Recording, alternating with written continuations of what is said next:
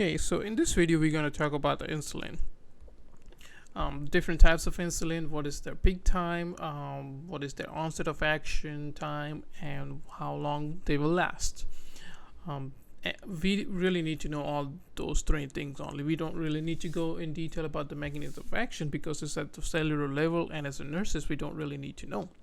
Now, NCLEX questions on insulins are focused on usually, like, let's say, for example, talk about the rapid acting insulin. If you give this patient rapid acting insulin at 8 o'clock and the onset of action is within 15 to 20 minutes, but its peak time is within 1 to 3 hours after you give. So when will you look for the hypoglycemia symptoms? So when you give it at 8 o'clock, you'll look for the hypoglycemia symptoms between 9 o'clock to 11. So that's what it actually asks for. Doesn't go in detail. And there is also one question they like to ask about the insulin is how do you mix a clear insulin and a cloudy insulin? For example, a regular insulin and a NPH. Regular is clear, NPH is cloudy. And we'll go in detail about that one too later on in this video, how to mix those. The only one insulin we cannot mix with any other insulin is the long acting. So you can't really mix any insulin with long acting, or it cannot be mixed with any other as well. Alright, so the first one, rapid acting. There are three different types of rapid acting insulin: insulin aspart, insulin lispro, and insulin glulicin.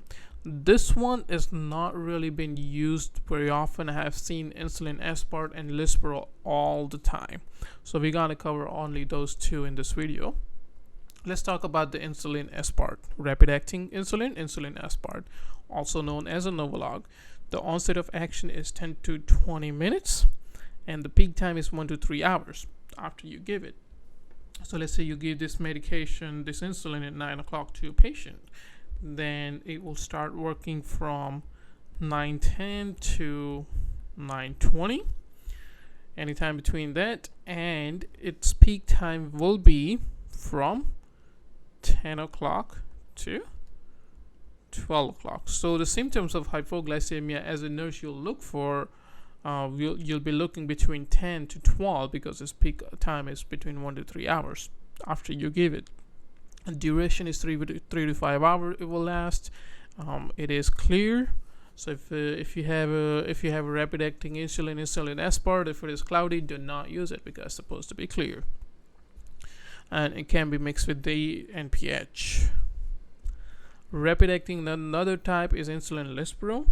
The onset of action is a little bit faster. Lispro has 5 to 15 minutes. The peak time, which is 1 to 1.5 hours. So if you're if you give it at 9 o'clock, you'll be looking for the hypoglycemia symptoms between 10 to 10:30. Okay, durations is 3 to 4 hours, and the color is clear. The next category is short acting. It includes the insulin regular, also known as Humulin R or Novolin R. The onset of action is 30 to 60 minutes.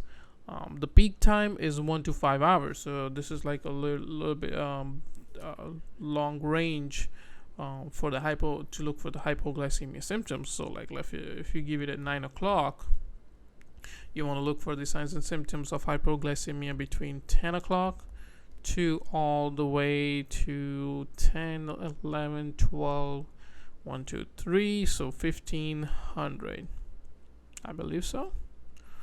Or let's say 1 to 5. No, my mistake is 1400 because this is 9 o'clock. So 1 hour would be 10 o'clock, and 5 hours would be 1400. So you'll be looking for hypoglycemia symptoms in between those hours. It lasts a little bit longer, has a longer duration of action, 6 to 10 hours. It is clear. The only difference in this insulin compared to other ones, this insulin you can give IV. This is the only insulin you can give it IV. It's a really important thing to remember. You cannot give any other insulin through IV, only the regular.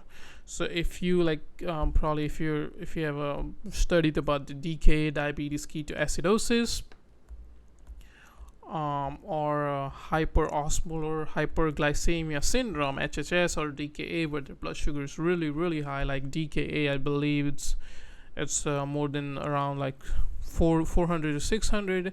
HHS is really even higher, like 800 blood sugar.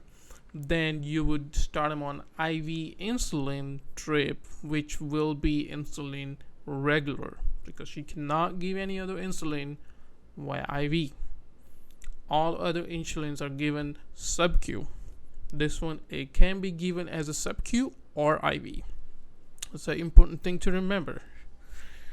And you can mix it with distilled water and normal saline. So you will mix it with the normal saline and put it at the bag and give them as a drip. Okay. The next one, intermediate acting isophane suspension, also known as NPH or Humulin N.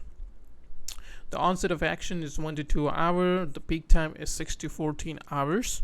It lasts a little bit longer, like 16 to 14 hours. And the color of this insulin is cloudy. This is the difference. Okay. Now, as we talked, like NCLEX may ask you a question how to mix. Let's say they say you have this is a bottle. I'm not really great drawing, but let's say this is a regular insulin, and this is NPH, and you want to mix regular insulin and NPH. Clear, cloudy. Okay, so how do you mix this? You want to mix 3 units of regular with 2 units. Let's say I'm just throwing some numbers. That's it. NPH. How do you mix it? Do you take NPH first and then go to regular, or do you take regular first and go to the NPH? Let's think about it. If you take some insulin out of the NPH, so you have a cloudy insulin in your syringe. Now, if you try, and then if you put the same syringe in the regular, try to draw a regular which is clear, and what if by mistake you drop some cloudy insulin in this regular? This solution will become cloudy. I mean, it's not bad, but it will become cloudy. That means you cannot use that insulin anymore. That's why when you are mixing insulin, you do not want to go from cloudy to clear at all. You want to go from clear to cloudy. So let's talk about mixing 3 units of regular insulin with the 2 units of NPH. Now you have a syringe. Let's say draw a syringe. This is a syringe, a plunger. Now 5 units, 1, 2, 3, 4, 5, because you want 3 plus 2, 5 units. So you're gonna pull out up to here and have that 5 this much air. You're gonna put a needle into a regular insulin. You're gonna insert about 3 units of air into this regular unit, then draw 3 units out of it. Then you're gonna go into the NPH, put the remaining 2 units of amount of air, and then draw the NPH. So draw regular first, NPH. So that's the order. Like, pull this plunger back up to the 5 unit so you can put that much air, because 3 plus 2. Take out, insert air into the regular unit, take out 3 units, go to the NPH and take the NPH. Okay, that's a really important question, and have seen NCLEX asking this question, or like generally asking, like in exams, in nursing school in exams. This is an important question to remember. Then rapid acting is sorry, I think I mixed this one right here. We're gonna cover in this one, like I think as we talk, the rapid acting insulin is, there are 3 types of insulin. aspart, lispro, and this is the glucosilin, and this is a rapid acting. 15 to 30 minutes. Peak time is 1 hour. Duration is 3 to 4 hours, and it's clear and can be mixed with NPH. The long acting, the last one is long acting, and it's insulin detamir. It's also known as Levemir. The peak time is 6 to 8 hours, and the duration is up to 24 hours. This one is clear. It cannot be mixed with any other insulin. This is a really important thing to remember. Long-acting insulin cannot be mixed with any other insulin. Okay, and there's another type of insulin long-acting is insulin glargine. The onset of action is 1 hour, and there's no peak. It has the same level for 24 hours. There's no peak. Color is clear and the same. Do not mix long-acting insulin with any other insulin. Okay.